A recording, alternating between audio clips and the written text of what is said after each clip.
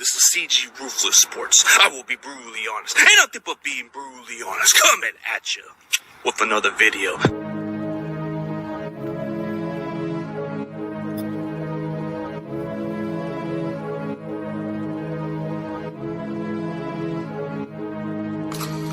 All right, then. Let's see if it's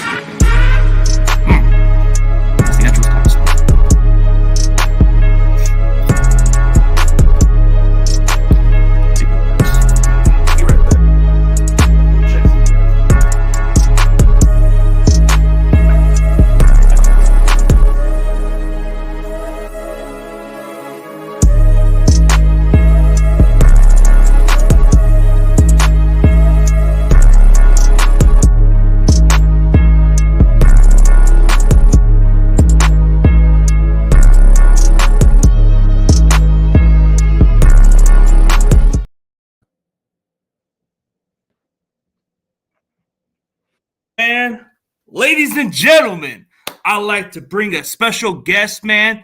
He is a San Francisco Bay native and a rapper for the 49ers. Please welcome my guy, Dave Canal, a.k.a. Heat. Man, what's up with it, man? Proud to be here, man. Happy to be on with y'all today, bro. Let's rock.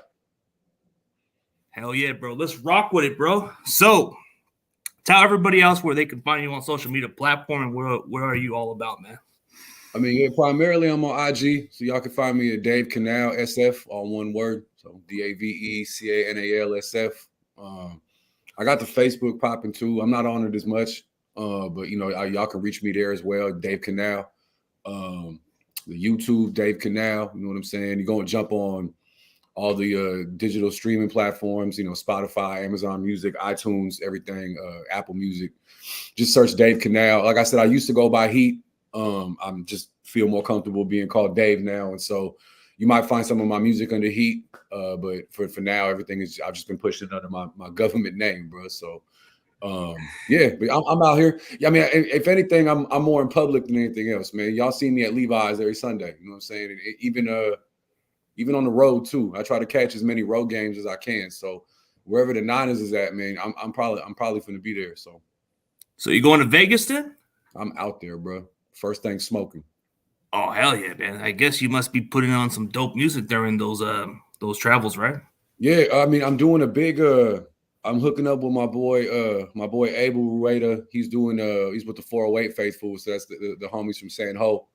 They got a big tailgate going down in J Lot, which is like south of the stadium. It's right next to Allegiant Stadium. It's the southern lot. They got a big event going on. It's not even just me. It's me. It's my partner Tommy Nello. He's out there from LA. He's a Saloon Squad cat from LA. And then my boys from Milpitas, bro. Del Fetty and Baritz, man. They got the Red Out song. You know what I'm saying? Like and together, and they done some other stuff solo. So it'll be the four of us on stage out there in Vegas in the parking lot, ready to just kind of Red Out Vegas, bro. You know what I'm saying? Like, you know, they're known for selling their tickets right now anyway. So, but we was coming regardless. You know what I'm saying? So it's going to be lit. Yeah, especially on New Year's, man. That's going to be lit. I've heard that it's going to be like a takeover possibly because of what's going on, man. To be quite honest with you, bro, I don't know nothing else, man. I know we're not the only fan base that travels well. You know what I'm saying? I'm not ignorant, bro. I've seen the Raiders travel well, to be quite honest. The Cowboys travel well. The Steelers travel well. The Packers travel well. The Bears travel well. But you got to throw us in that mix. And I've been going to road games regularly since 2014, so almost 10 years now. It's really rare that I show up and they don't kind of feel like a home game. Like we really do pull up. And so like I was in Atlanta this year and we took that thing over. I know we lost, but we took that game over. LA every season. But this is what we do. I mean, I got homies that have the schedule queued up for the next 4 seasons. They're already booking flights and planning everything and making sure, and then as long as my schedule permits and people want to book me to come out and rock the tailgates, I'm there too. You know what I'm saying? And so, but yeah, this is another stadium off the list. I'm halfway through the league right now. So this would be my 15th, 16th stadium, trying to get to all of them. You know what I'm saying? So in due time. Yeah, that's just a lot of the list. But like you said, it's kind of like, we got to give credit where it's due for those other fans. Like, I believe the Miami Dolphins were actually filling out that stadium at Levi's, and they still lost, but that was a lot. Yeah, and you know what that was too? It's like, for one, yeah, they pulled up. I was a lot of teal and orange in there, and I can't front it. Part of me is like, so what's up with Niner fans selling their tickets to a big game like that?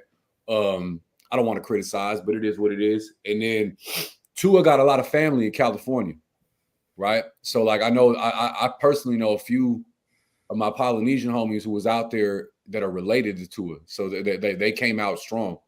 And a lot of them are Bay Area folks or California folks, but like, they got ties to family, and so a lot of Polynesians in teal and orange representing on that Sunday. It was I actually expected it to be a hell of a game, but we just we kind of took it over, man, and held them to beneath their standards. I'm sure. I mean, they got 2 1,500-yard receivers on that team. Yeah, they got Tyreek Hill, who's one of the best ones in the league, and Jalen Waddle's like up there for sure. But and Tyreek Cheetah balled out against us. I mean, that dude had like almost 150 yards in a score, right? And 4 catches, but like you said, like he was killing it, but Waddle didn't do much. Yeah, Waddle had 9 more yards than me that day. You know what I'm saying? Like at the end of the day, and I mean, we saw Trent Sherfield take the first play to the house. Yeah. And it was I think D'Amico was on the sidelines like, all right, but wake up. You know what I'm saying? Like, it's time to, and it's funny because, they had the pair of backs that are they are former Niners, and but they had they had less than 35 yards combined. Yep. Because this rush defense is, I mean, we had that one season a few years back where we didn't allow a 100-yard rusher, right? Until it was like week 15 or week 16 or something like that. We played the Seahawks, and Marshawn hit us up for 100, right? This is a while back. But this year, I don't think anybody's broke. No one's hit the 60-yard plateau individually. Yeah, they haven't for this season. Like, the only time we've ever had a 100-yard rusher was part of just the one previous game. But other than that, like you're talking about the record, I think we were the record for 14 games without allowing a single rushing touchdown is what you're probably referring to. Right. Yeah, no, I'm telling you, we haven't given up. No individual rusher has had 60 yards against us. Oh yeah, this season, yes. Not at all. I mean, I think I was in Atlanta. Tyler Algier almost did it, and then bro almost did it this week. Brian Robinson almost did it. But yeah, I mean, and in this day and age, a guy gets 100 yards on the ground, and you have to tip your cap to it. But like, we're not even giving up 75. Like, we're not giving up 70. We're not giving up 65. We're not giving up 60. Like, I'm knocking on wood, hoping that we got Josh Jacobs next week. Who's been balling, and then James Conner the week after that. But I'm really impressed with this rush defense, man. It's crazy because, like, every time I see an opposing quarterback take a snap and turn towards the backfield to hand the ball off, in my head, I'm like, you're lucky if you get 5. Yeah, pretty much. Like, when you look at the way we're giving up the least amount of yards, Robinson actually had a really good game the previous week before he played us, and right. he was on a roll. But now we got to play against one of the best running backs in the league, which I think Jacobs, like, no cap, this guy's legit. It's just the Raiders don't know how to use him at times.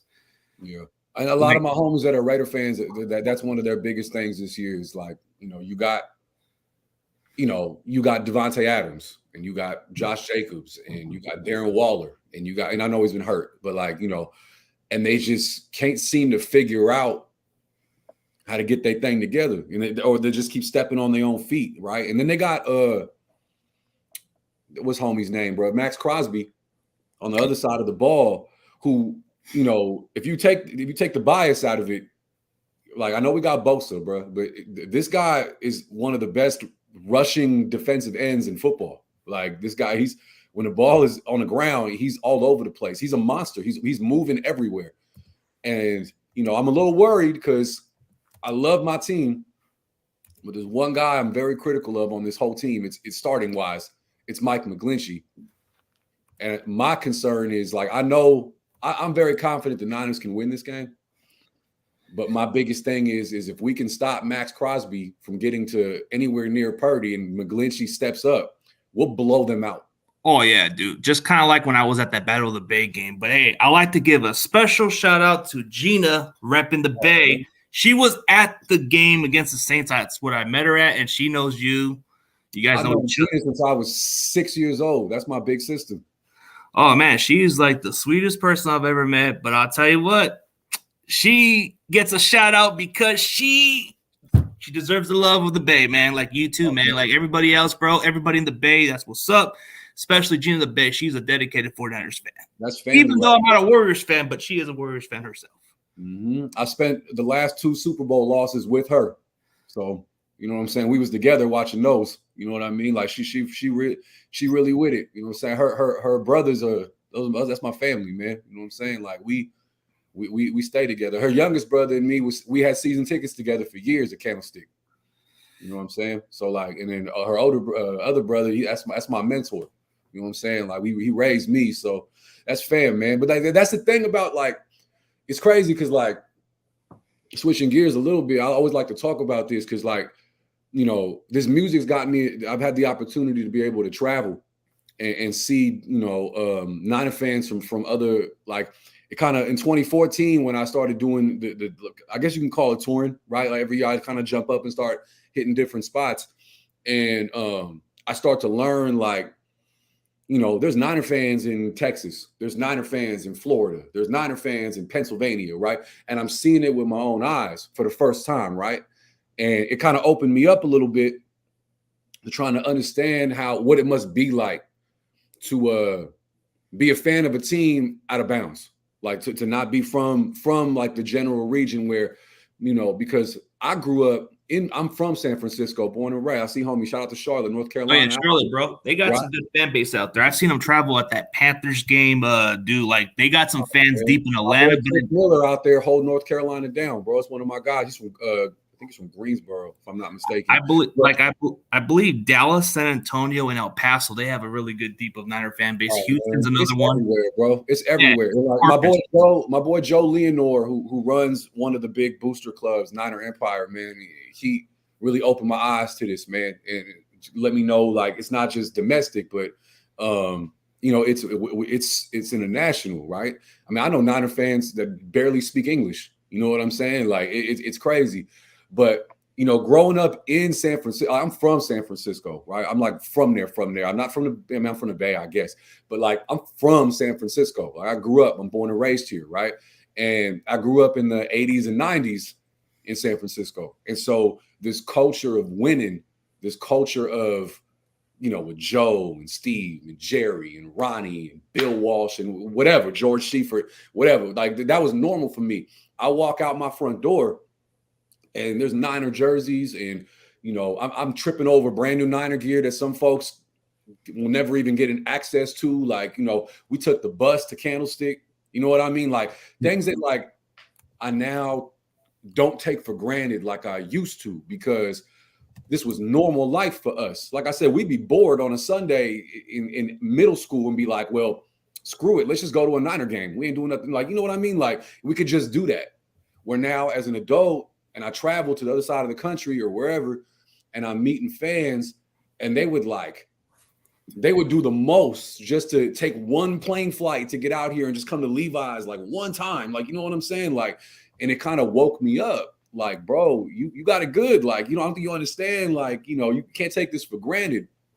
And so it was a big part in how I write my music, because I want to make sure that I'm giving that respect to these fans that are helping build the reputation we have as the Niner Empire, right? Because, like I said, man, if you're from the Bay, this is easy. We know how to do this. This is how it is. It's easy to be a Niner fan. But like I said, I got folks out in Texas that, you know, go to the supermarket with a Niner hat on and get harassed or assaulted or something like that because they're wearing it. Like, you know what I mean? Like, and like that would never happen out here, right? And so when I'm doing my music, like I want to make sure that I'm giving credit where the credit is due. And I really appreciate the Empire for like opening my eyes to that. You know what I'm saying? Because without that, I think I would still have a very skewed idea of what it is to be a Niner fan. And having their perspective added to my viewpoint, it just makes the music better because I could represent for them. You know what I'm saying? Yeah. If that makes sense. Like, yeah, it makes a lot of sense. I've known a lot of Niner fans who come from Cowboys territory in the state of Texas. Mm-hmm. They get treated like sometimes they might get the bad treatment, but I know a lot of guys who come from El Paso, bro. Like, like shout out to my boy Roberto and quite a few other guys. I just seen a Niner fan who came from an El Paso chapter from the Washington Commanders game. He had like Empire with the El Paso chapter or something, and he was a cool ass dude, cool ass guy. Like a lot of them come from different states, but I see a lot of them come from Memphis. Actually, a lot of them they got a pretty deep chapter. My homies from Memphis, man. Memphis got one of the longest running, like one of the longest running chapters, like officially running chapters. They show out too, bro. Like I said, they got their own swing of things though over there in Tennessee. You know what I'm saying? Like, and it's they're just a solid group of people, bro. And that's the thing. That's that love, because like, you know, I've talked to so many of them, and like I said, we take it for granted. Like I said, you from San Ho, I'm from Frisco, right? Like you can walk out the house and see somebody with a Niner jersey or a Niner cap, right? And you might kind of in your head be like, oh yeah, we Niner fans out here. It might not always be an interaction. You might not always see somebody wearing Niner gear and have to have that interaction. Whereas somebody that's, let's just say Memphis, you know, are walking around the mall and they look over and they see somebody else wearing Niner gear, and it's this like, oh, you too? Like, I'm not the only one out here, in that interaction. And that's the thing, is like, this stuff builds community. You know what I mean? And like, you know, some people aren't interested in football, right? And that's cool, right? Like, it's just a sport to them, or it's entertainment to them, and that's fine. You know, for me, the reason why I love the Niners so much is because my dad raised me on this, right? And so there's that connection that I have with my father that we've developed over the years, right? And I'm 38 years old. Like we've had this experience together that I can always connect the Niners to my relationship with my father, right? Which is a very positive relationship.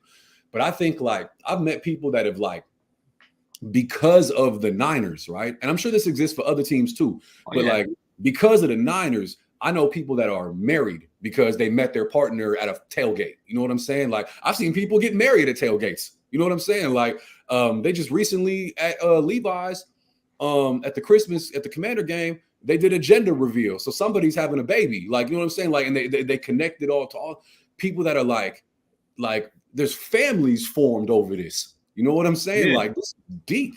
It's pretty deep. Pretty deep blood for this fan base, because when you go to these tailgates, it's more than just being just friends and all the way. It's more like a deep family passion with everybody else. Like, and that's what this is all about. That's what this is about, is community. Because the thing is, football is cyclical, man. Like I said, people win, people lose, people win, people lose, people win, people lose. It is what it is, man. We've been through the 2-14 seasons. We won back-to-back Super Bowls, right? Like, we've been through the whole mix of things, right? You look at other teams like the Steelers, who have been through it all. You look at the Cowboys, who have experienced a lot and then can't seem to figure out a way to win a playoff game for the last 30 years, right? It goes up and down, up and down, up and down. That's not what this is about. Because I'll tell you like this, we're having an 11-win season right now. We're hoping for 13 wins, but regardless, it is what it is. And the thing is we can win a Super Bowl, we cannot win a Super Bowl, right? I'm still going to be a Niner fan. And that's not going to change. You know what I'm saying? Like, and when I think about the relationships and the experiences that I've had because of this, because when I have this logo on my hat and I see you and we have this connection to each other, even though we ain't never met, that's what it's about. You know what I'm saying? So that's what I try to put into my music, because it ain't about, and that's why I don't do a lot of stuff with like, I don't talk about like current players a lot. You won't see me do like the whole like, let me do what's hot right now and let me just talk about like this player or that. Because to me, I want to make sure that you could pop this song on 10 years from now and still have that connection. You know what I mean? Like, and that's a formula that I've always had for my music, right? Because like I tell people, Die Hard, I dropped Die Hard and I wrote Die Hard in 2011, right? I wrote that in my bedroom in 2011, recorded it at the homie's house, right? And we put it out in 2012. It's 2022. You could pop Die Hard on right now and it still applies. It ain't like a bunch of guys that you're listening to and being like, oh, he don't play for us no more. He don't play for us no more. He got traded. None of that matters because I want to make sure that this is something that sticks around, right? For decades. So, right. And mind you, I ain't knocking nobody else, bro. And I always tell people when it comes to like every time I do podcasts or interviews or anything like that, I always want to make sure one thing or a few things. Number one, I am not the first person to do Niner anthems. Like I've had people come up to me and be like, you've been doing it for a minute. That's true. But I'm not the first, right? And I always tell people, bro, the Niners did the first Niner anthem back in the 80s. I don't know if everybody remember the 49ers. They did that them damn selves. So that was the first one that ever came out, right? But my boy Cuddy Cut, I keep telling people, bro, I got to shout out Cuddy Cut because in 2005, he did I'm a Niner. And that's the first Niner anthem, the first hip-hop Niner anthem that ever got put out. I ain't never heard one before that. That was the first one, right? My boy from the Mission District. That's my guy. I gotta get him on. Cuddy Cut, man. And now he runs his company, Hella Paisa. He does clothing, right? And so that's what he does now. But he is the first one. After him, Jose Santana. Oh yeah. And I tell people he's the most consistent. Like when you look across from like how long people have been doing it until today, and you look at he's the most consistent. I always tell people that like he's always been, you know what I'm saying? He's like real as it gets. It's peppered throughout. Like, you know what I'm saying? Like, but you got to put me in that category too. And that's the thing. Yeah, you're in it. Right. And I tell a lot of people, I think me and Jose are the only ones still doing this that were doing it when it was Candlestick. Right. Like a lot of the cats that are doing it now, if you look up their first videos or their first songs, it's at Levi's. And that's cool. It's not a knock. It's just a fact. You know what I'm saying? Like, it just shows that like I've been doing this for a minute, right? I got a decade on mine, right? But I've been a Niner fan my whole life. And I tell people like, there's plenty of room for artists to step into this realm and make a song for their favorite team. I ain't never gonna sit here and gatekeep and tell people they shouldn't do it, don't do it, you can't do it.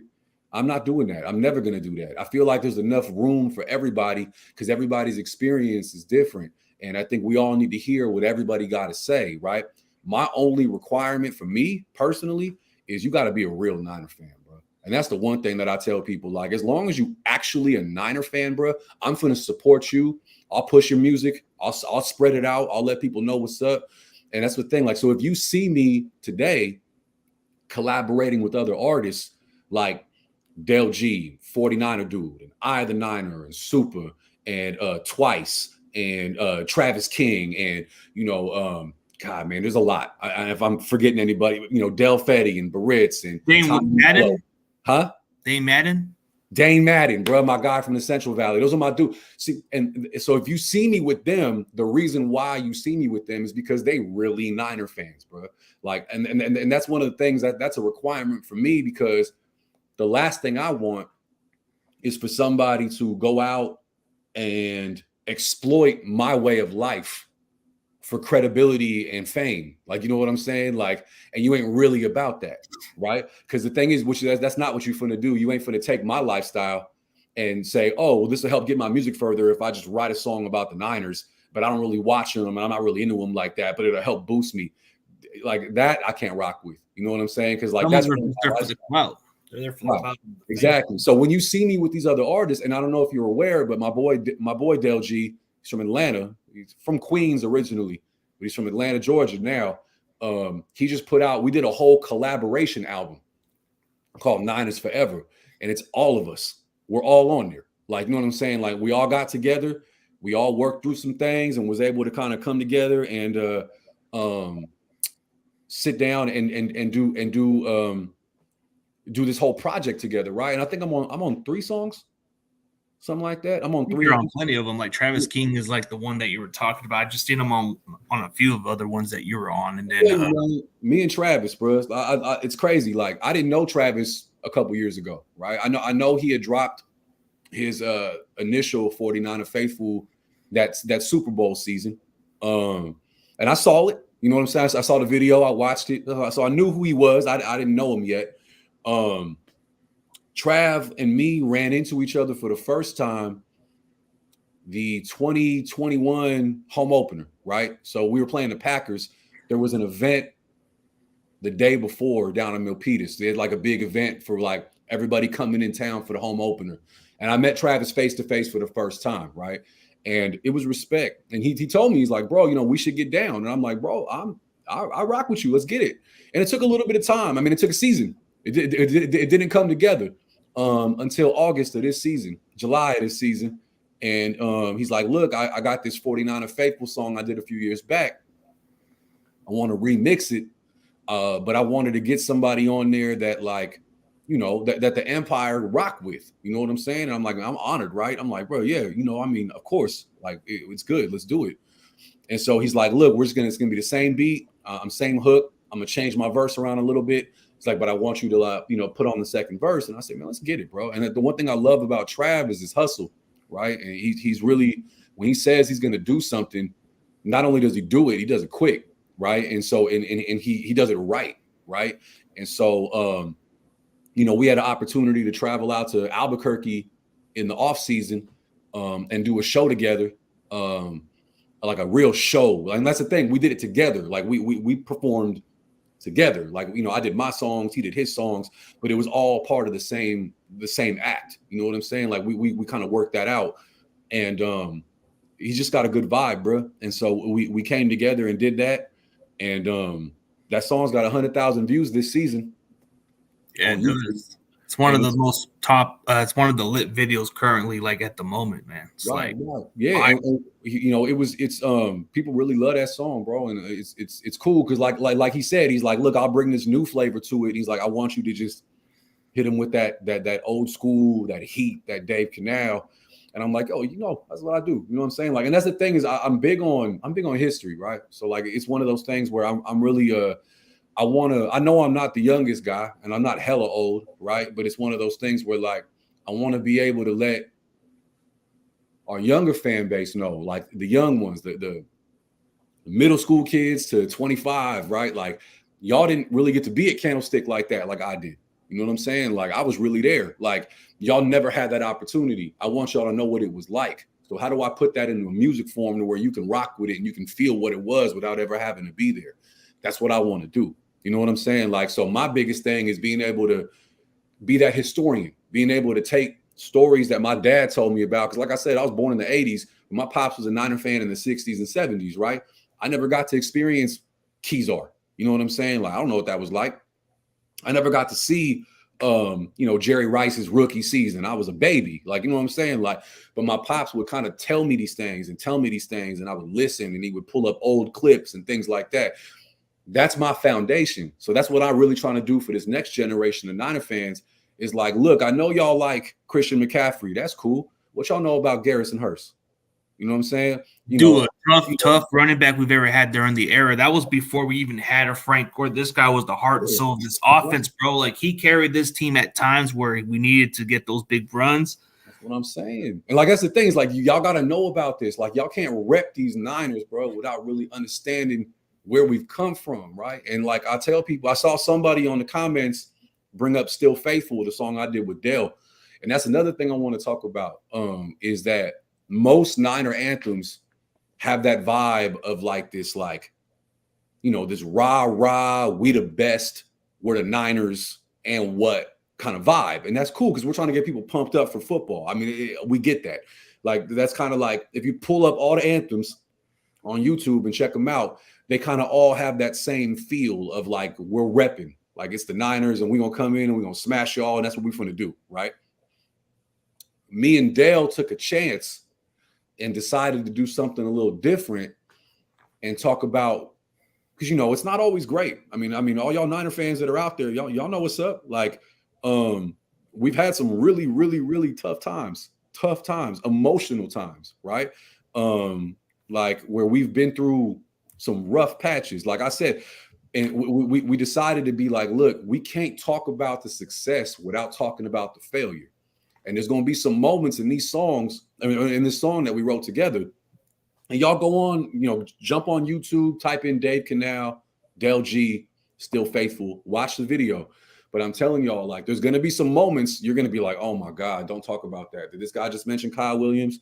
Oh man, you can't talk about Richard Sherman eating turkey on the 50-yard line. You know what I mean? Or you can't talk about that season where we lost 13 games in a row, man.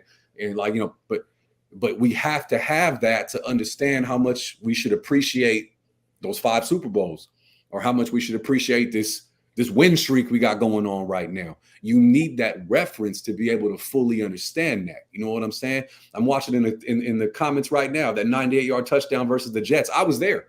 That was an overtime win. Yeah. The overtime win. We got in, we paid the security guard in the fourth quarter $25 a head, and he let us in with no tickets. So we were just walking around the concourse, and we missed the fourth quarter. We missed the whole game. We're walking around in the fourth quarter trying to find a spot to set up at, and we kind of missed the fourth, but we caught the tail end of it. And yeah, we was there. We saw the whole play. That's why, and that's the thing, like, and that's that connection piece I talk about. That's why when you watch the Die Hard video, my first video, the opening scene is that run. It's that play, right? Because I associate that with, like, dude, those were the times. Like, that's what I remember. I was 13 years old. I was in the building. You know what I'm saying? Like, but I don't forget that. You know what I mean? And like, I tell people I was 10 years old the last time the Niners won a Super Bowl in 1995, man. You know what I'm saying? And I know that, like, there's a lot of Niner fans out there that are younger than me that have no idea what it's like. They have no idea what it's like to watch, the red and gold hoist the Lombardi. You know what I'm saying? They don't know what it's like to go to a parade. You know what I'm saying? Like me, we out there. I'm from Frisco. We on mission if we win a Super Bowl. Everybody hit Mission Street, right? Mm-hmm. It's a party out there, bro. I remember being on my dad's shoulders and jumping up and down on Richland and Mission and watching the cars cruise down the street and everybody celebrating, and all the street politic BS is pushed to the side and no one cares about none of that. All that matters is these Niners just won, right? I'm waiting for that moment to come back around again, so y'all could feel what that feel like if you've never felt it before. And I know the OGs are watching this or are listening to me being like, I know what you're talking about, Dave, because I felt that. Yeah, I know. I want it again and again and again. And again. It just right now, I'll be reasonable. I just want one more. Give me one more. You know what I'm saying? I want one on this hand. You know what I'm saying? Like, I just want to know what it's like as an adult, because my Giants and my Warriors have done it for me several times. But like, I want to make sure that, like, I get to feel that again. And, I got a son. He's going to be 2 in February. So he's little. But like, I got 2 season tickets for a reason, right? I'm trying to raise him into this, right? And he's already a Niner fan. I couldn't help that. It is what it is. But like, it's one of those things where I want to be able to pass this down to him the way my dad passed it down to me. And share those experiences with him and be there with him for that, right? And I can't lie, that makes me emotional thinking of that kind of stuff, right? And what I want to do is be able to put that emotion into sonic form and make music, because I know that, like, there's a lot of Niner fans out there that feel how I feel, but they can't rap. And that's okay, right? Like, you know what I'm saying? Everybody's meant for everything, you got to have a purpose. Yeah, but see, I can. And so what I want to do is be like, look, when y'all pop this on and you listen, yeah, I wrote it, but really this is you too. It's not just me. Like, it's not just me. And that's the thing I learned about with all the traveling is this isn't even like this ain't about me no more. It never really was, right? I have a responsibility to y'all at this point. That's how I see it. I have a responsibility to y'all to be able to play my position and uphold and uphold, like, our reputation and what we feel through music, right? Because there might be something you feel, something that you want to say, but you don't know how to say it, and then you push play and you hear it from me and you're like, yeah, that, like, you know what I'm saying? Like that's how I feel, like that, like how he said. The way you put it, you can relate to all the other fans, and it kind of gives us the feel. But experience going from Candlestick Park for that one experience, man, I'll tell you what, the weather is cool. You feel the vibe, the fans are in it, and you don't really see a stadium go as half empty like you say, man. Dude, they just show up consistently. Like, when I went to Candlestick Park, dude, it's just like the fans just never felt the same. But Levi, we just got to make it more establishing. But going to that game alone for all those young generation, bro, I was able to experience at least going to that game in Which game 2008 was it? Against the Redskins in 2008 season finale. It was 08. an over. Yeah, Sean Hill was our quarterback that I was year. there. Yeah, no, I was there. I always want to know, like, you know, like I'm trying to remember. I can't remember exactly what happened that day. I did like Sean Hill though. I saw a Yeah, at one comment. point he was hot hand. Yeah, Somebody was doing that quarterback name drop, bro, where they start like I love doing that because yeah, we got Joe and we got Steve and we had Jeff and we had Colin and you know whatever.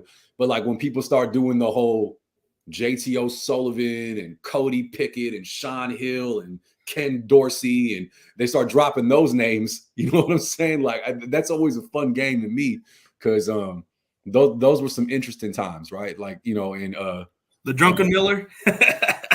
man, that I remember being in 8th grade watching that draft and seeing them take that guy. And I can't lie. I mean, I was 13 years old. I said, who the hell is that? I don't even know who that is. But it was a first round pick. I'm like, cool, I guess this is what it's going to be. But it didn't work out that way. That jersey sold in Frisco, though. There was a lot of folks wearing Drunken Miller jerseys for different reasons in the city for sure. But yeah, he's one of those, man. It's one of the worst draft picks we've ever had. But like I tell people too, man, like we can be critical. We're going to sit here and say, hey, that's a terrible move. Or how could you make that move? Or why would you make that trade? Man, we're not GMs. You have every right to have an opinion. Don't get me wrong. But don't forget that they hire professional general managers and personnel people because they're actually professionals. We're not. Okay. So like, just remember, you don't know more than the GM. You never will. Right. Because you're not a GM. And so I try to sit back a little bit and before I jump on like social media and start blasting everything, I like to think and be like, all right, hold on. Like, is this just my emotions getting the best of me right now? Have I logically thought this through? You know, things like that. Because it's funny, man. People really they are couch GMs. And yeah, they are. They don't have a clue what goes on, and I keep explaining. This is not like the Madden game where you can just get anybody, bro. You have to look at the cap space, the way stuff works here. Oh, speaking of Madden, here's somebody who was on your music video. Let's give a shout out to Dane Madden, bro. My God, man, it's my dude, man. We was in Atlanta together, bro. That's my dude, man. You know what I'm saying? Like I said, man, I rock with any Niner rappers, bro, that are really Niner fans, man. Straight up. Like that's my only requirement, and that you're a good person. You know what I'm saying? Outside of that, I like, you know, it is what it is, but I have to know that, right? And so Dane's one of them dudes. What can I say? I mean, dude shouted me out in one of his songs. I mean, literally names me in a verse. I thought that was awesome. You know what I'm saying? I'm not used to that, you know, like, and it's weird, like, because to me, I'm a Niner fan like everybody else, bro. Just because I rap doesn't make me better or worse than anybody else in this fan base, bro. Like, it really don't. It really don't. And so it's one of those things where, like, initially going around and meeting new people and having people come up to me and ask for like photos or like autograph, that was weird to me, man. Cause like I'm not used to that. Right. And it took some getting used to for me. I think the first few people that might have walked up to me and asked for things like that, I might have gave them the wrong reaction because I didn't know how to react to things like that. Because you were just not used to that spotlight stuff, you know. Not at all. And I've been rapping my whole life, but like I ain't never blown up or anything, right? So like I don't know what that's like. I think I had a kid come up to me and ask me to sign his hat, and I didn't even know how to I didn't know how to sign it. I was like, the only signature I had was my my actual signature, like my name that I sign on documents. And I'm like, but at this time I was still going by heat. And I'm like, how do I sign it? I've never done it before. Like, you know what I'm saying? It's something new to you, you know, like that. Right. Feeling with the pressure, but yeah. But and you know what? 10 years later, I'm still not used to it. It's still not one of those things that I take for granted because, you know, like I said, just because I can rhyme some words on rhythm doesn't make me better or less than anybody else. Like, you know, I mean, my respect goes out to all these other Niner fans that are spending their hard-earned money on plane tickets and hotels and are out there in like fighting the weather in Green Bay or Buffalo or wherever they go to watch games, and like that are really or like the chapters that organize these huge watch parties where they're getting hundreds of people together to watch the games. That is not easy. These tailgates they put on for thousands. I mean, we were in New Orleans in 2019. There was 5,000 people at that tailgate, man. I ain't never seen nothing like that in my life, ever, right? And you got to think about the amount of work and patience and diligence that it takes from people to come together and put on something like that, right? Because it's not just turning on a charcoal barbecue and cooking up 10 hot dogs. Like it's a big deal. You know what I'm saying? Like, and that's something I don't want Niner fans to take for granted when they go to these big tailgates, these big takeovers. You know what I'm saying? Like, I don't want them to sit there and think that any of this stuff is easy. You know what I'm saying? Like, it's a lot of work that goes into it. You feel me? Oh yeah, definitely is, bro. Like the grind and the stuff you've been doing consistently, it's still something that you're not accustomed to, but you know, the more you put the work in, the more you get very appreciated, dude. But like you just said, when you put your music on, you want to be remembered for decades, not just be that hot flavor of the year or whatever. It's just, you know, when you look at throwbacks, man, I know these are some players that don't get enough recognition, but when you look at the back of the players I got on the signing, Derek Smith, for example, is probably the most underrated linebacker we've had in our toughest era. You know, when we were going through some tough times and losing, this guy was leading the team in tackles. This guy was the heart and soul. And then probably before our Super Bowl era, when we started winning, at some point we had a guy in the 70s who was named Cedric Harmon on the other side. Probably had the most sacks in the team's history, or was it Tommy Hart or whoever it was? But still, you got to admire the history before. Like you said, you got to appreciate your past times and all that.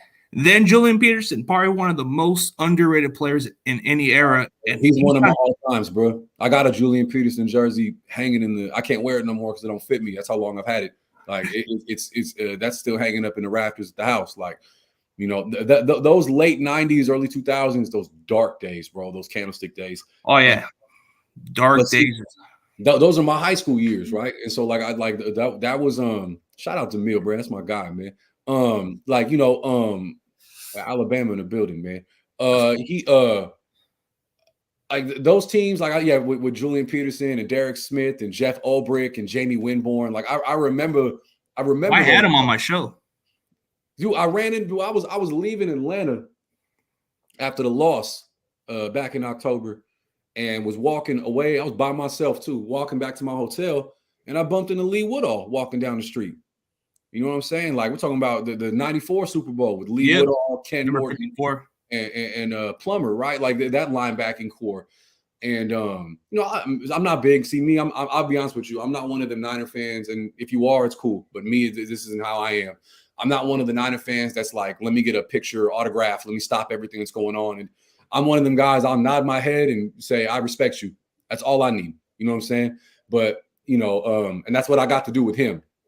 He was with his family and everything. So I just we made eye contact, and I'm like, yo, Lee, I appreciate the Super Bowl ring, man. You know what I'm saying? Like, and you know, I mean, they're humans. And that's the one thing I really, really want Niner fans to understand. Like, look, we appreciate these players, right? Because they're the awesome things they do. They're ridiculously talented. They're athletic, right? They're superstars. We know that. But remember, they're drafted onto this team. They serve time on this team. And then they leave this team, right? And they might go to another team. They might retire as a Niner, whatever. You were a Niner before that. You were a Niner during that. You're going to be a Niner after that, right? So, like, it's hard for me to, like, put them up on that pedestal of, like you know, I mean, as a kid, I did it. As an adult, I kind of, it's more of a mutual respect now, right? You know, I've seen too many of, like, and it's not just Niner fans, but I've seen this from other fan bases, from other sports and everything, where there's always that one guy that's like pushing kids out the way to get an autograph. You know what I mean? Or like, I can't rock with that. That's not what I represent, right? Like, I think that's weird ass behavior to me. Like, and so, you know, just being aware of, like, these players are humans too. Don't forget that part. Like, you know what I'm saying? Yeah, they're bigger than us and faster than us, stronger than us and richer than us, but they're humans, right? And so it's like, I always want to make sure that Niner fans are holding themselves to a certain standard of respect for themselves too, because you deserve it, right? Because if we wasn't buying these tickets, and if we weren't, paying for these TV packages and buy, it's a big part of how these guys get paid too. Like they can't really run this without us, right? Don't forget that part. You know what I'm saying? Like, because sometimes I just be seeing cats do the most over these players, and I'm like, look, I respect them too, but let's have some respect for ourselves too. Like it's all right. Like, like it's, I don't know. It's just kind of something I've noticed, and I can be a little critical of it in my time, but it's something I really, my point is I just want Niner fans to have that general respect for themselves too. Cause like self-respect. Sometimes players are jerks, bro. Sometimes you meet them and they're like, you meet them, it's just a bad day for them. And they might not know you from a hole in the wall, but you hold that experience with you for like the rest of your life because you hold them to a certain standard. Nah, that's a human being. Like, just like you. Like, nobody's perfect. Like, right. like for example, Brian Young, I caught him at a good timing, and he was nice enough to let me take a quick picture with him, but he wasn't but he was like respectful as it can be. I mean, I can't speak on some people's experience, but some people have different experience. But I think the one time somebody's experienced one worst time is when you catch them at a bad timing, and maybe that's where they probably won't be as hard. But going to these games and actually having some ex-Niners players on my podcast, bro, it's kind of been helping me a little bit at some point, dude. Like, who would have thought I had Julian Peterson on my show, and then nice enough for him to sign me an autograph that he sent me. That's tight. And then Derek Smith, too. That guy signs it to me and all that stuff. And then I know this guy may be going down as a draft bust, but I think Mike Rump was probably like the guy who could have been utilized the proper way. But, dude, he was good at one point. We've had some moments, me and Mike, man. Not personally. I've never met him, but I think there was one. He had one of the best interviews, man. I don't know if you ever saw this, but somebody in the locker room had asked him how he thinks he played that day. I'll never forget this comment. He said, well, other than the 4 missed tackles, I thought I played pretty well. And the thing is, as a corner, when you're missing tackles, that's not a good thing. That means they're probably already down the field, and I'm like, bro, you missed 4 tackles.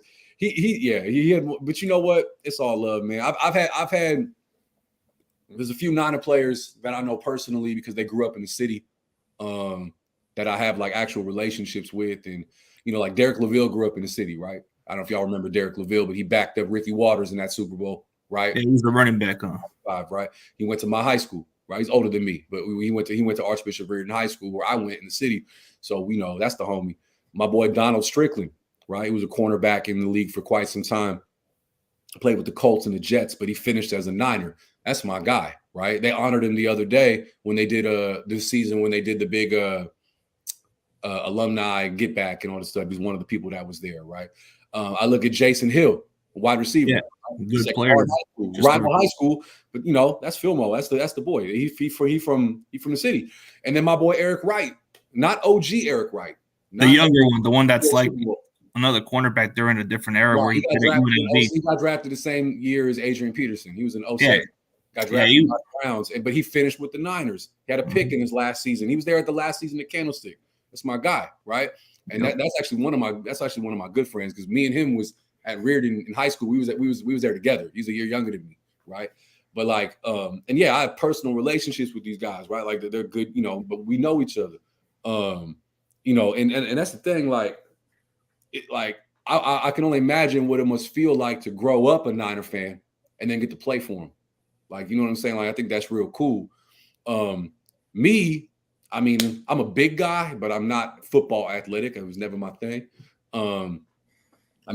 Furthest I ever got was like freshman football in high school, right? And it's the only year I ever played football. But I feel like doing music is my opportunity to represent for this team. Like, okay, I can't play. I can't coach, right? I'm not a GM.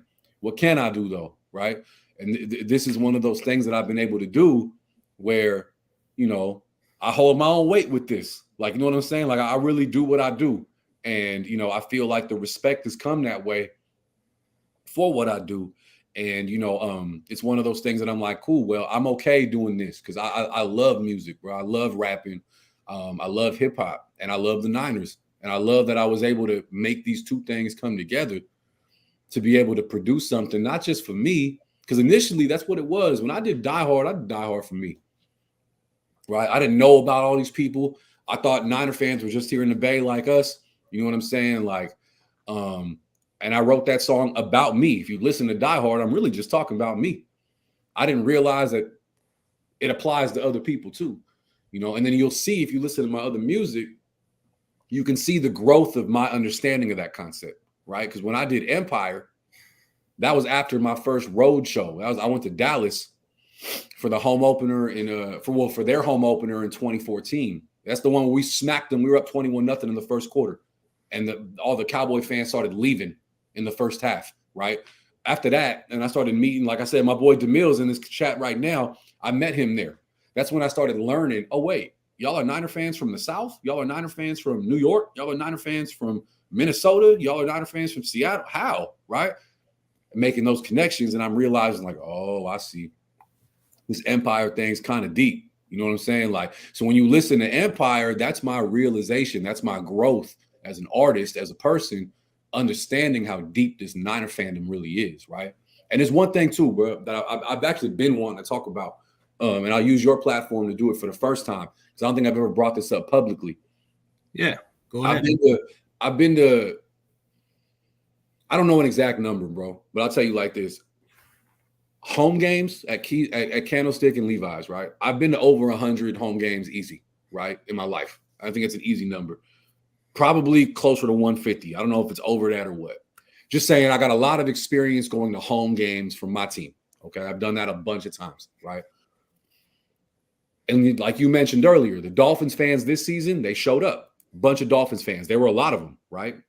Mm-hmm. I think of a number of times when I was at Candlestick and seeing Packer fans by the thousands, right? Seeing when we played Brett Favre or whatever, right? Or the Cowboy fans always showing up, you know what I'm saying? Or the Steeler fans pulling out, because they're always around. I've seen that. I know what it's like to go to a home game and look and go, oh man, the opposing team, they came through, they're here, right? We obviously do that. We're known for that the last few seasons, right? Where people know we're showing up. Cool. So every year when I go to road games and we do these big tailgates, and they have DJs and performers, and we're out there rapping. I mean, I don't know. I've done this 10 times in 10 different states of, like, I got a mic and I'm looking at it. I'm on a stage in a parking lot, big crowd of Niner fans everywhere. We're rocking. Everything's cool. It's fun. It's safe. That's that. That's normal to me. I know what that's like. And that made me think, out of all those home games I've ever been to at Levi's and at Candlestick, have I seen tailgates of other opposing teams, kind of a larger number? Like, oh, there's like 50 people at that tailgate. Yeah, I've seen that. What I ain't never seen at Candlestick or at Levi's, and not once have I ever seen this, I have never seen one of these 300 to 500 to 1,000 people tailgates from the opposing team, and they got DJs and stages and rappers out there performing about the opposing team. I've never seen that. And then it made me wonder, how come we get to do it? I don't know, because I'll tell you, like, I've never seen, and I'm not sitting here acting like we would, get all violent and shut it down if it ever happened. That's not what I'm saying, okay? I'm not that kind of guy, right?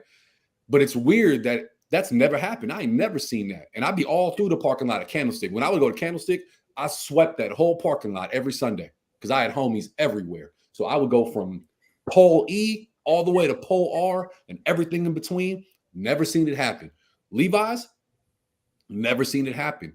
So what is it about us that's so special to where every single time we have a road game, this thing happens every time? I'll show you. I got 20 flyers with me and other artists over the last decade of us rocking other people's tailgates at other people's stadiums.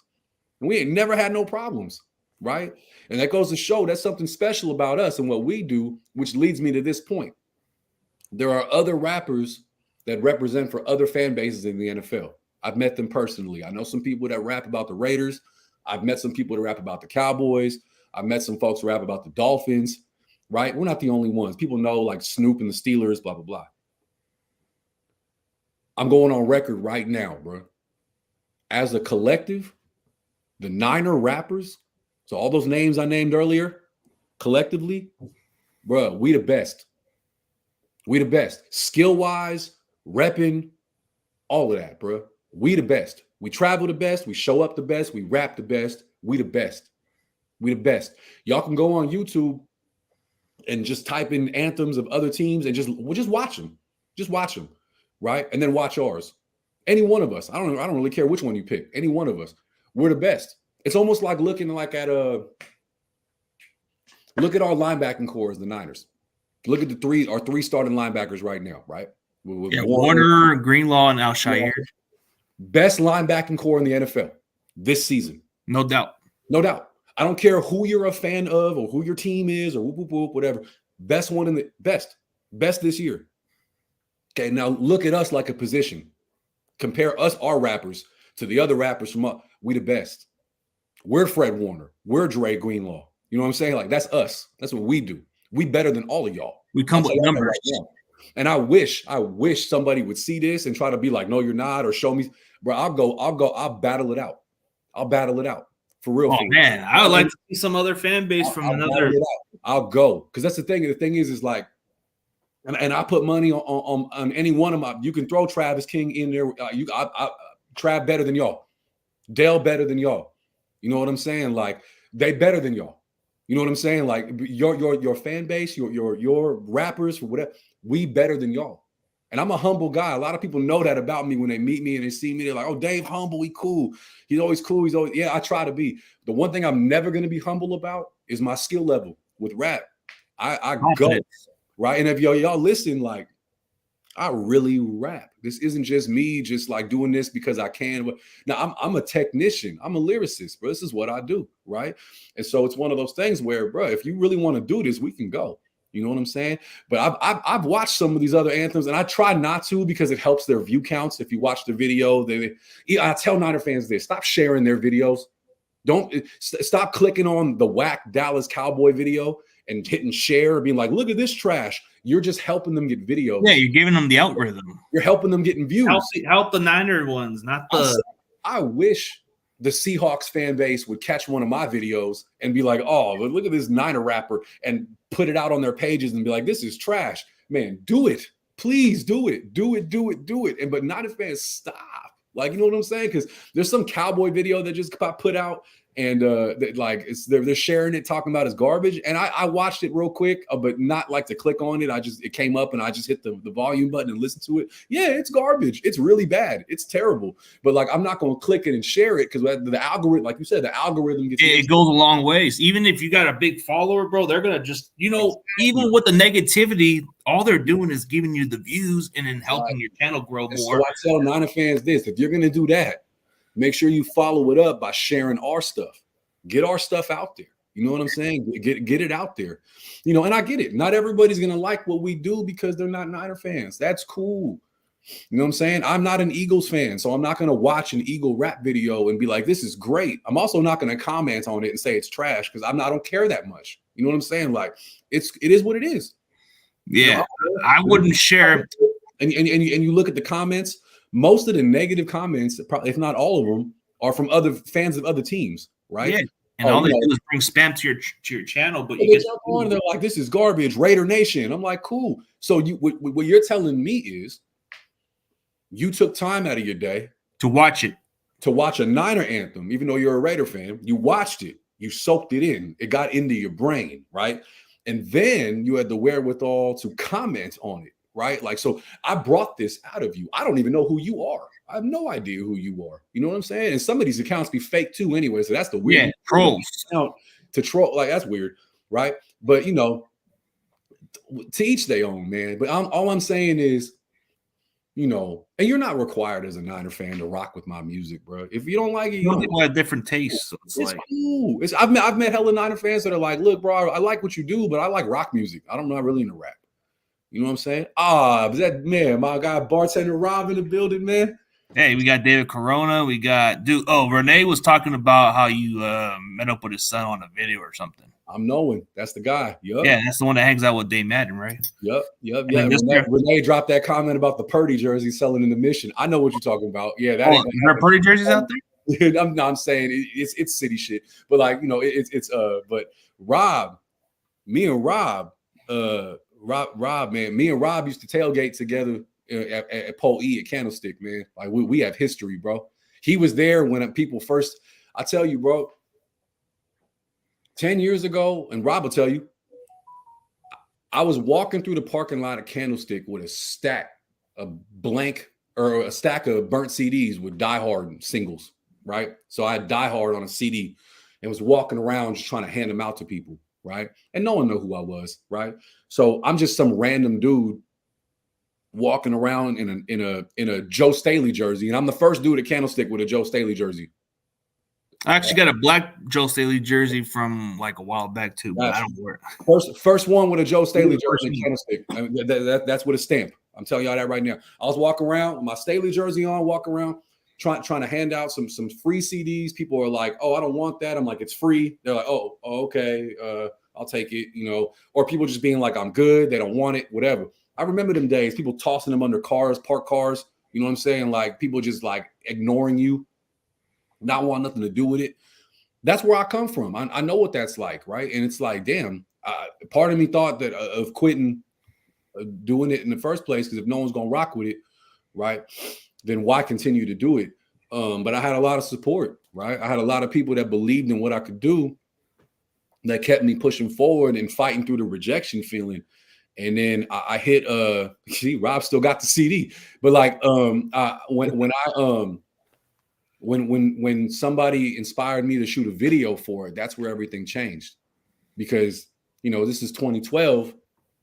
So remember, it's the end of MySpace, but beginning of Facebook, right? Yep. And social media, right? And I think Instagram had just came out in 2012. It started to evolve more into a different platform. And like when we had the video and something tangible, digital, everything changed. And then that next thing you know, literally the next week, I'm at Candlestick walking around, and people are like, "Oh, that's Die Hard. That's Heat. That's Die Hard." And I'm like, "How do y'all even know who I am?" Like last week, people was just literally throwing my CD in the sky after I handed it to them. You know what I'm saying? Like, but see, the thing is, the product speaks for itself. Because if you're a Niner fan and you're a hip hop fan and you listen to what I do, you can't deny the fact that it's good music. You know? Yeah. And I see people asking when I'm gonna drop a new one. I don't like to tell people it'll be this time. Just what? It's coming. I did Super Gremlin last year, right? So I was watching the Niners come out during the Cowboy playoff game. They had the homie with the big boombox, and they're listening to Kodak Black, Super Gremlin coming out the locker room. And I was like, okay, I'm ready. Like I need my inspiration. I can't just drop a song all the time, right? I can't do the 5, 6, 7 songs a season. It's not me. It's not how I get down. I mean, if you really think about it, in the 10 years that I've been doing this, solo Niner songs, I've only really done 5 or 6, right? But the thing is I'm quality over quantity, right? And I'm always going to be like that. And so, you know, when I saw them coming out to Super Gremlin, it was this initial like reaction I had where I was like, there it is. And when I tell y'all that I wrote Super Gremlin in 30 minutes, I wrote it in 30 minutes. Like my pen flew off the page, because really what it was, and see, that was a rarity for me, because I don't usually do like that song is more of like a year. It was like a year in review. I kind of looked at 2021 and wrote like a year in review. You know what I'm saying? And I don't usually do that.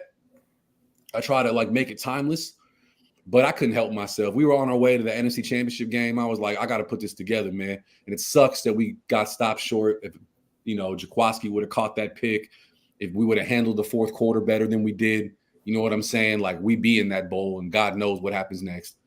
But I'm not worried about that no more. I'm worried about this year. I'm worried about getting through these next 2 games without injuries. I don't give a damn what our playoff seeding is. I don't give a damn who we have to play. I don't care. Just that Super Bowl we need to get to. None of these teams want to play us. We're scary.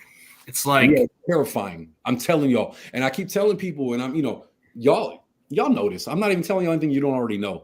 There is not a single team in this league that could be 2 weeks from playoffs, from the end of the regular season, with their 3rd string starting quarterback. Their season be over.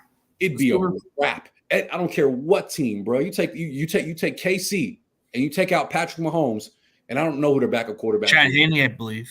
Cool. Take him out of it too. Who's their third string quarterback? Pop him in there. Are they winning the playoff game? I don't think so. You know what I'm saying? Like, I really don't. Minnesota, please. Dallas, please. Like, you know what I'm saying? Like, it's not going down like that. We're the only team in this league that can overcome it. Bro, we have a 7th round irrelevant draft pick, and I don't last pick in the draft. Last pick he's irrelevant. But like, you know, I'm just using their language. He's the star. Look what he is doing right now with this system. He's making it look easy out there, dude. Yeah, like the way he's a quarterback. I'm not saying that. System-wise, he fits well. Doing his job, yeah, and some.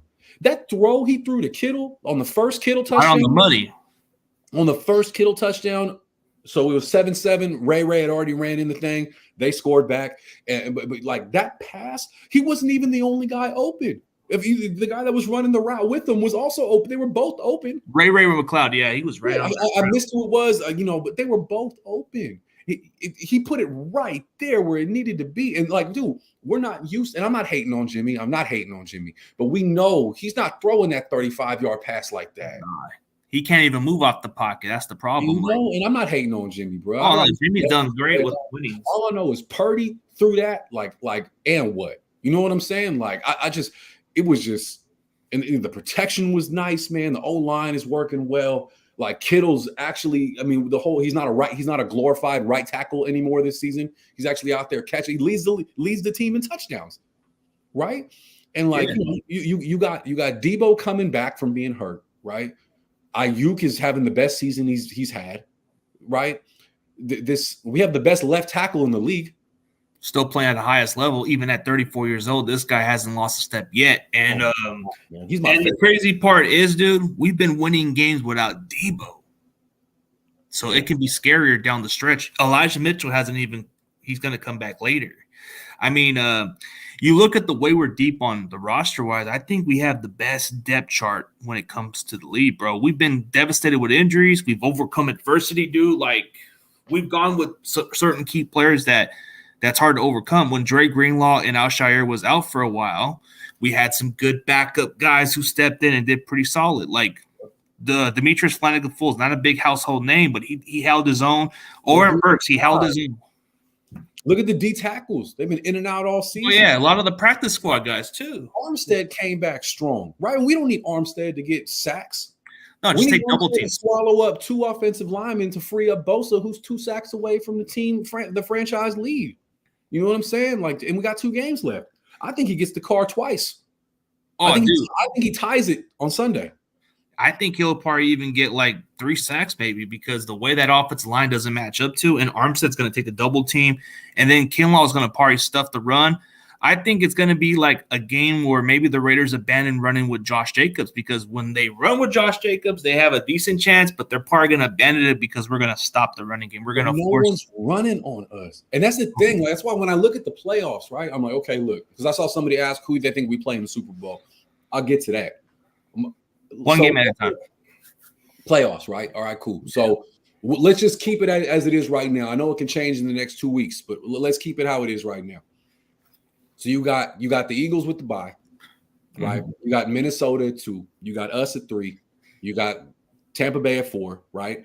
And then you've got that Cowboys, Giants, and Redskins, Seattle, whatever it might be, right? Okay, cool.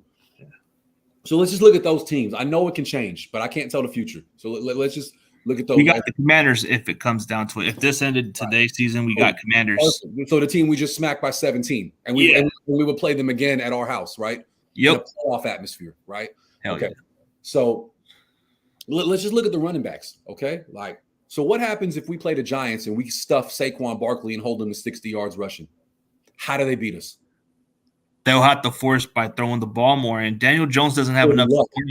Good luck, because I tell people this defense. When you look at the defenses of Niner lore, right, and you look at that 2012, 2013 with those guys, right?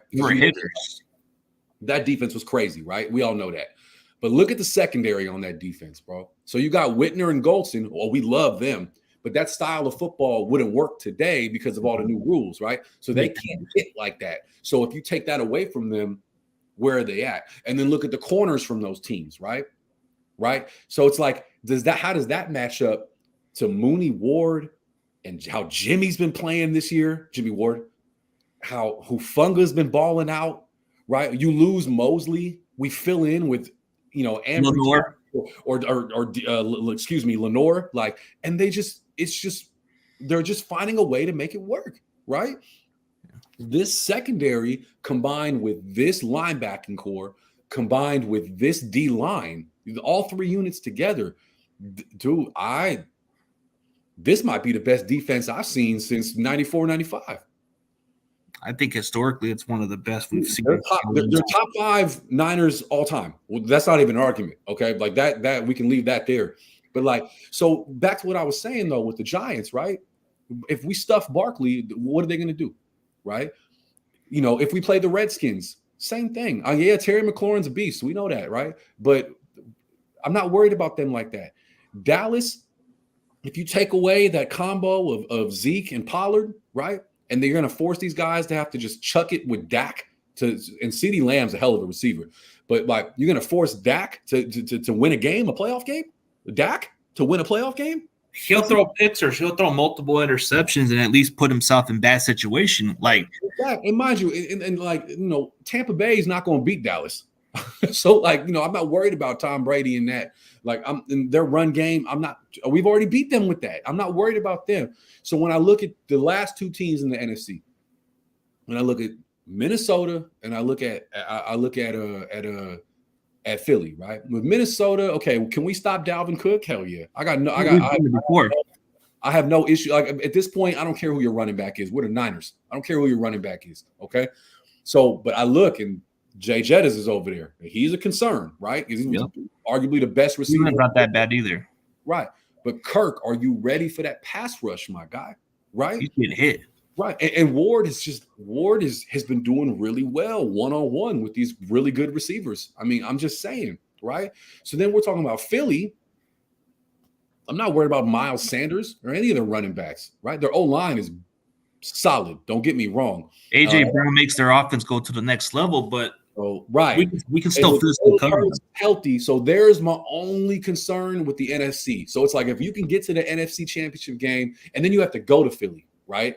And that's not an easy thing to do, right? Those fans are crazy, right? You know what I'm saying? It's going to be an atmosphere. We know that. But the thing is what were they saying? There's a record out there right now. Every team we've played, they've lost their next game. Yeah, they've lost their next game. So I think Commanders are probably going to fall for that victim. That means that we're beating teams up. Like, you know what I'm saying? Like, that's not a coincidence. They're never the same again. Good teams, bad teams, whatever. The only team that didn't lose was the Chiefs, but that's because they had a bye the next week, right? So, like, we really are – we're bullies, right? Yeah, we're going to take your lunch money. Right. So if we were to get to the Super Bowl and we have to go to Arizona, and that's the other thing too, we're not traveling all these different places. Like we've been on the West Coast for the last month. So right? We're going to Vegas and that's it, and we go back home. Right. Unless we got to go to Philly. Right? Oh yeah, Philly is the long distance. Yeah, that would be the furthest we can go to. Okay, fine. We'll take one East Coast game in the last 6-7 weeks of the season or whatever, But my thing is like with the AFC, I mean, there's 3 teams in particular, and this is all my opinion. There's 3 things that I'm looking at. Like, okay, you got Buffalo, you got Kansas City, and the Bengals. You got the Bengals. Okay, so those 3 teams are legit. I'm not going to sit here and tell you they're not, bro. Because they are, right? They're legit, yeah. The Bengals are on a roll like we are. They got one less win in their win streak than we do. They're rolling right now, right? And they got to play Buffalo on Monday night at home. So that should be interesting, right? Both teams competing for a top spot, so that can be interesting. All 3 of them have good defenses or great defenses, however you want to look at it. I mean, the Kansas City's is whatever, but they all have superb quarterback play. All 3 of those quarterbacks are ballers, bro. Yep. Period, right? And forget all the, we're being objective here. They all can play. But here's where I think we benefit. They're going to beat the crap out of each other to get to the Super Bowl. Yep. And we're going to be more healthier than they are. That's my thing is, dude, they're going to have to battle to get there. Like, I mean, I'll be honest with you. I'll be watching those games. Like as a Niner as a football fan, I'll be watching those games. Like those are going to be some fun games. But if you ask me which team I think could get there out of them, I kind of want Kansas City because I want revenge. You know what I'm saying? I'll be honest with you, but I don't know, man. I wouldn't mind Buffalo because I like to see how we test up with Josh Allen, bro. Because we've seen a peak of like 2 years ago where we played at Arizona, and it was even without our starting quarterback. We had Nick Mullins at quarterback, and we lost by 10 points, I believe. Yeah, and I think there's something about that guy, man. I just it'd be interesting to see. But he hasn't really been able to get there like that, right? I mean, really the only one, I mean, Joe Burrow just got there last year, but and just Mahomes, that's it. But I think this is the season where maybe you might see Buffalo make a run for the Super Bowl because they have the talent. Like defensively, they got the defense that can do the job. The running game, it's not spectacular, but they still make up for the loss of Von Miller. They still got to see. My issue is I'm not worried about Devin Singletary or James Cook or anything. None of them. I'm worried about Allen running. That's my thing. Is I'm worried about like, okay, he drops back, receivers are covered, we're rushing 4, he sees a hole, and he might run more big. Yeah, that could be scary. But if we hit him, credit, he's earned it. You know what I'm saying? Like, someone's asking me to remix the Super Gremlin. I don't know. We'll see what's up, man. I might remix Die Hard. I don't know. Oh, Die Hard, yeah, you got to remix that part. I thought about doing Die Hard too. You know what I'm saying, like the movie. But you can't really beat the first one. It's tough, man. You got to understand, like, there's a certain bar that's been set with some of these songs where if I try to redo them, if I don't go over the top, it's gonna fall severely short. Like, you know what I'm saying? Like, I almost have to protect that and I have to do something new. You know what I mean? Because But I'm excited, bro. As a Niner fan, I'm excited. If someone asked me what our record would be in August, I hate doing predictions. That's not my thing. But someone had asked me what I think the record would be. All I said was we're a double-digit win team. That's all I said. So whether that means 10 or 15 wins or anything in between, I don't know, man. You know what I'm saying? But I actually predicted 12 wins. Wow. On my prediction, but I think I hope you're wrong and it's 13, but I 12, hope so, I can live with 12. I just want to win. I want to win this week. Give me this W in Vegas, right? If it sets things up, let's just say Minnesota. I don't know. Are they playing are they playing the Packers? I forget. Yeah, they're playing the Packers yet, bro. Say Minnesota beats the Packers. And it's like, look, we're not going to lock in the 2 seed. We're stuck at 3. Say that's the scenario or whatever, right? I'm fine with, sitting starters and doing what you got to do. And if you lose to the Cardinals on some fluke, whatever, who cares? Last game of the regular season, no one gets injured. We're ready for playoffs. You're healthy. So what? I don't care about that. Like, if we have 12 wins or 13 wins, I don't care. I only care if it means we can lock in a bye. And I only care if that because I don't think Minnesota's for real. So I think that if Minnesota gets KO'd before we even get the chance to play them, right, then it doesn't matter if we're 2 or 3. You know what I'm saying? So it's one of those things where I just get into the playoffs healthy. That's all I care about. That's it, But selfishly, I need a W in Vegas because I'm gonna be there. Yeah, that win in Vegas means a lot more, dude. I don't care how we beat the Raiders as long as we walk away with a win and stay healthy, man, because at the end of the day, you're going to need those ugly wins. You're going to need those dominant wins no matter how you finish, but we cannot sleep on the Raiders, man. Like, I think they're playing for pride, and we cannot take them for granted, man. Right. And we're a better team. That's the thing. It's like, we're for sure. Ain't going to be no home field advantage neither. I'm sorry, Black Hole. Like, y'all, Raider fans got smart this year. And what they did was they realized we trash this season. And they realized, damn, people are paying good money for our tickets at our games this year. And they sold those tickets, bro. They knew. And I know this for a fact because I got hella homies still here in the Bay that are Raider fans that have season tickets in Vegas. And I don't know none of them that are going. They all sold their tickets. It's going to be Levi's in there. You know what I'm saying? Like, I know this. So ain't going to be no Raiders in the crowd. And we ain't going to be hearing that like that. They'll be there, but not like the way they're supposed to be. We're pulling up, bro. It's going to be a red out. It's just like I said, shout out to Dave. Vegas, man. It's a red out there. It's going to be nothing but. We're going to be deep. And it's going to be like the Niners are going to have that boost because this is a home game, bro. You know what I'm saying? Like, that's what it's going to be. You feel me? Like, I'm really excited, bro. I can't wait. I hop on the plane on Saturday afternoon. And like I said, if y'all are coming out to Vegas, anybody watching this is coming to Vegas, find me in J-Lot during the tailgate before the game. Come check out this performance. If you've never seen me do what I do or seen any of us do what we do, you got to get this in at least once, man. Anybody that's in the comments right now that has seen me do a tailgate on a road game, you know how we get down. You know what I'm saying? You know how we rock. Like, it's fun and it's interactive, right? I don't just go up there and rap and walk off a stage. I really try to make it something memorable. It's part of the experience, right? I think for some people, this might be the only game they go to in person all year, right? So how do I make this a memorable experience for them, right? I'm going to go all out, sweating up there. You know what I'm saying? Like, we really finna go out there and get it. And so I hope to do that and then walk in that stadium and see this L, or, you know, see the Raiders take this L, and we fly back home to the Bay. One more win in the streak, bro.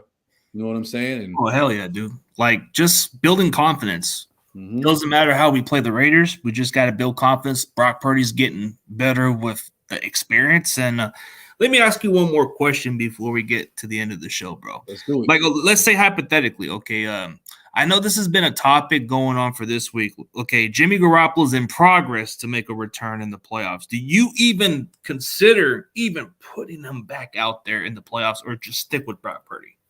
Not for a second. That's what I'm thinking, bro. Like, I think it's one of the dumbest questions, but I think it's a possibility he could return. And you know how Shannon. Yeah, not for a second. No. And that's no disrespect to Jimmy. It's all praises to Brock, bro.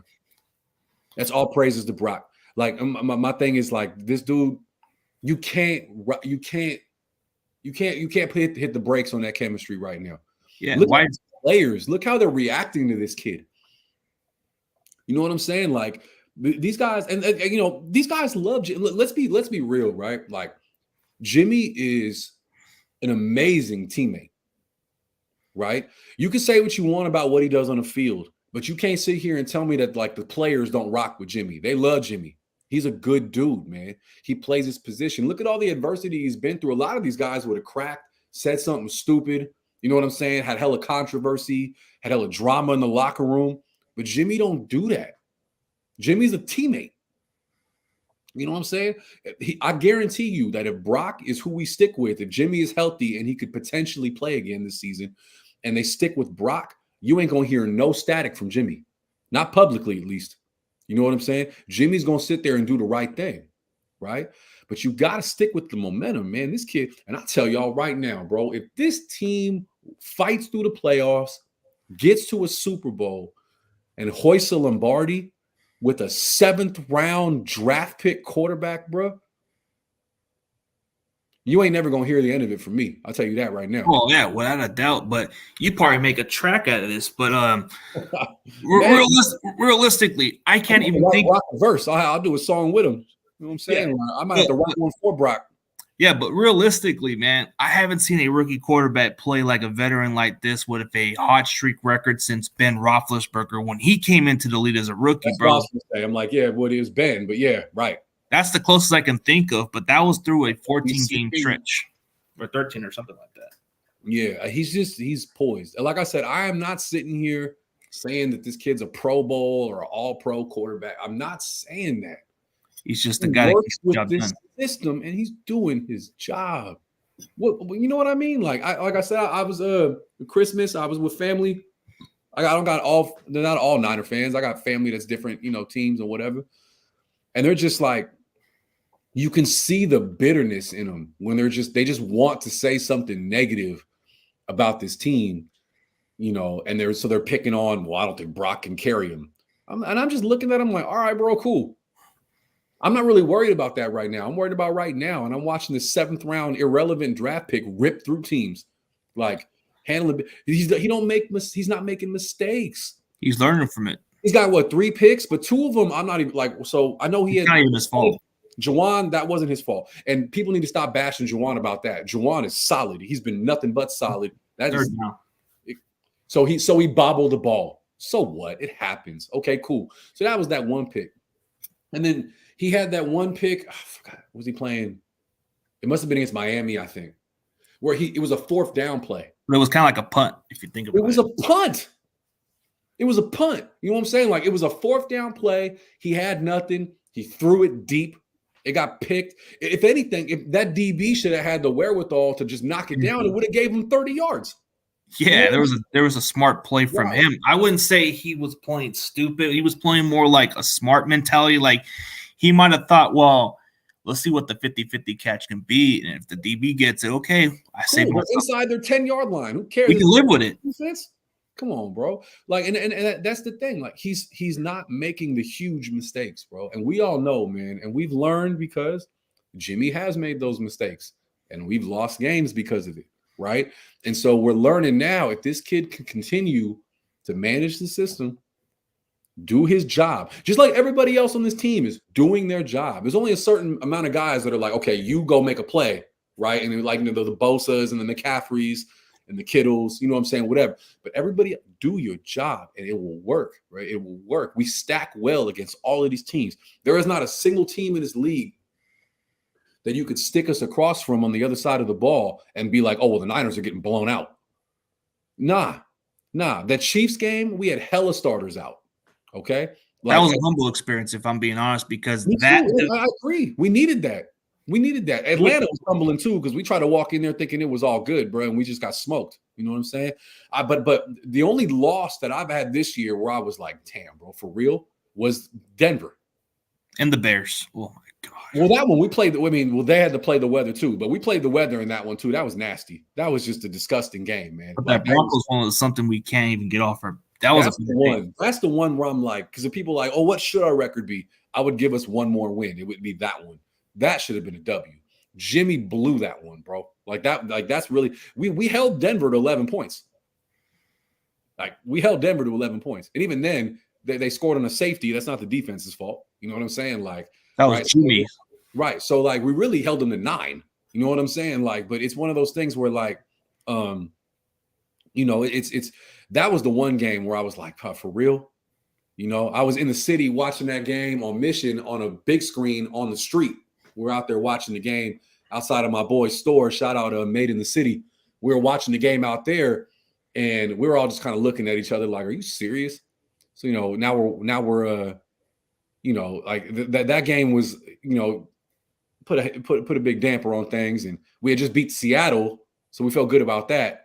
But that 1 and 2, it just something didn't sit right. But the way that these guys have been able to ever since the McCaffrey trade.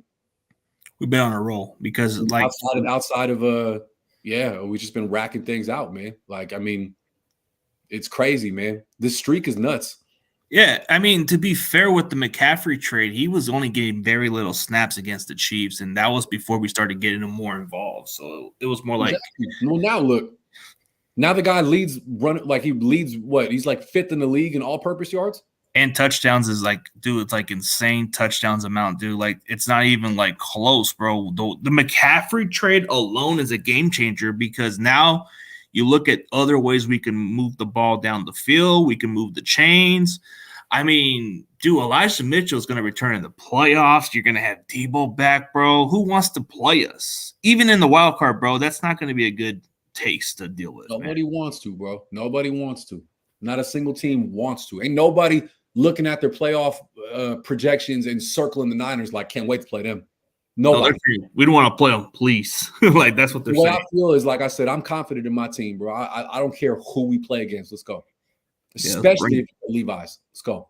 You know what I'm saying? Like, I'm ready for another NFC championship game at Levi's, right? Of course, you would need Philly to lose, but it's one of those things. I'm ready. I can't wait to go to playoff games at Levi's. Can't wait. I can't wait for the first round. Hopefully another one, but we need a little bit of help.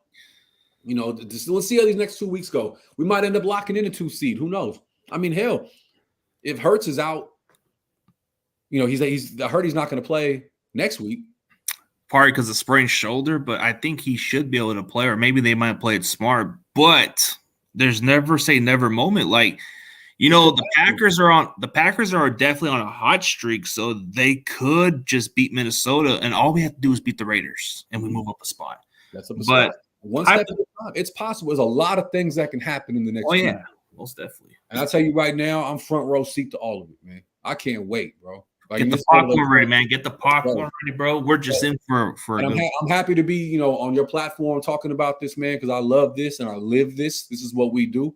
And like I said, sky's the limit. We'll take it away. I know we talk about all the different things that could happen, but really, I'm taking it 1 week at a time. You feel me? I'm gonna see y'all in Vegas. I'm out there. I'll see y'all back at Levi's against the Cardinals. I'll definitely be in the building for the first round of the playoffs. You already know that. I told my wife, man, outside of childbirth, I ain't missing a playoff game. Oh, dude, you're just gonna be blowing it up, bro. You're gonna go to these little tailgates. You're gonna blow it up, bro. And everybody's just and if y'all, like I said, I mean, holler at me if y'all got the big tailgates popping and you want me to rock. Shoot, like I said, y'all, I'm on Instagram at Dave Canal SF. Hit me a DM. Let me know what's up. We'll talk. And like I said, if it looked good, well, I'm there. You know what I'm saying? Like, and we'll get it pumping. Like, but man, real big shout out to all the Niner Empire, man, all the faithful out there that keep representing for this team, man. I said, I'm looking at this comment section. I see a lot of familiar names of people I know, and I can't wait, man. And like I said, when it's time to drop something new, I'll drop something new. Y'all know. I kind of just pop up out of nowhere and drop something. I try to make an impact. That's how I do it. We'll see how things go. But I really appreciate you having me on here today, bro. For real, for real. Oh, yeah, dude. Definitely appreciate you, man. I know we've been going on a good pace, bro. But, hey, in the near future, bro, I definitely need to get you back on, bro. It's been popping, bro. Nothing but positive, bro. You bring a great energy. And for anybody else who isn't too familiar with you, man, you got to tell them where they can find you and tell them why you're the OG of the Niner rap group, man. Man. Y'all can find me on IG at Dave Canal SF, okay? I'm on YouTube at Dave Canal. I'm on Facebook at Dave Canal. I'm on Spotify and all the different digital streaming platforms, bro. Just search Dave Canal. And like I said, I'm not the first one to do it. I'm not the only one to do it. But I do it how I do it. And the music speaks for itself. You know what I'm saying? Like, I really am about this life. And if y'all are real Niner fans, just press play. All right, man. Let me ask you one more thing. Okay, for Brian Cope's last request. Okay, special teams, man. How do you feel about special teams, man? I'll tell you like this, man. Gold, I'll always respect and appreciate. I mean, he's what, like 23 or 27 this year? Like, I mean, he's solid. We all know, you know what I'm saying? Wisnowski's a beast punter, bro. Like, I'm really with him. I think what he's probably referring to is the kickoff punt teams and how things have been kind of, you know what I'm saying? Like, it's been that's like one of the big things is watching them kind of give up those long returns. That's the problem right there. And I was telling somebody the other day, like, bro, I have not seen one of us return a kickoff or a punt for 6 since Candlestick. Yeah, since Ginn did it. Since Ginn did it twice against Seattle. In the same game, Seattle. I was there. I was in the building.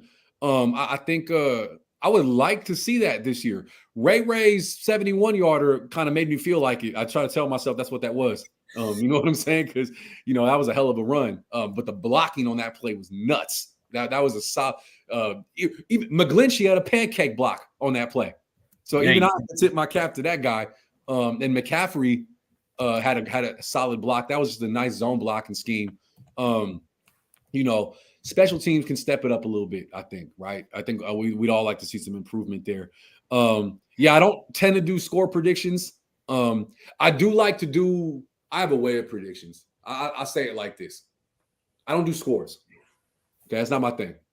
What I will say is this. Josh Jacobs gets held to 60 yards or less like everybody else, and it's a blowout. Oh, crap. I'm telling y'all that right now. Rewind. I meant to say this. Josh Jacobs gets held to 60 yards or less, and it's a win. Okay? I'll tell y'all that right now. If they can keep Devontae Adams from getting in the end zone, it's a blowout. Okay? And like I said, my prediction is I think Bosa ties the franchise sack record on Sunday. That's he will. Yeah, definitely. Yeah. I think Bosa Did Richie James run one back? Oh yeah, 2018 against the Seahawks. Yeah, I remember that. That was at the home game when we played against the Seahawks that day, and that's when we pulled the upset. Wow, that's right. That's when Nick Mullins was the quarterback, and we won in overtime. But it all started with Richie James returning that kick. Fair enough. I'll admit when I'm wrong, man. I remember the Ted Ginn one because he had a punt and a kick in the same game. But he did it in 2014. Yeah, he did it in no. Well, I mean, the one we're talking about was 2011, but 2018 was when Richie James returned a punt. I think it was a return or something. He did it in 2014 too. I don't remember that one. If he did, he did. But like I said, I don't remember that one. That one's kind of hard to keep track of because it's like we don't get much of that stuff as often. But like, right. You can't depend on it. It's rare. I mean, hell, even when you play like Madden, how hard is it to run a punt back for a touchdown? Right? It's not an easy thing to do. But I'm excited to watch them knock the Raiders down, bro. I haven't missed a Niner Raider game in person since Steve Young was a quarterback, bro. So like, that's the big reason why I'm going to Vegas. Ain't no way I'm missing the first Niner Raider game in Vegas. And then I'll be right back there in 2026 at Levi's, guaranteed. Oh, for sure, man. But hey, man, I know you probably got stuff to do, bro, and I definitely appreciate you, man. But for everybody else, man, this is the legend, the myth, Dave Canal, bro. Y'all better check this dude out. And as always, bro, we gonna bounce and go Niners. Go Niners, bro.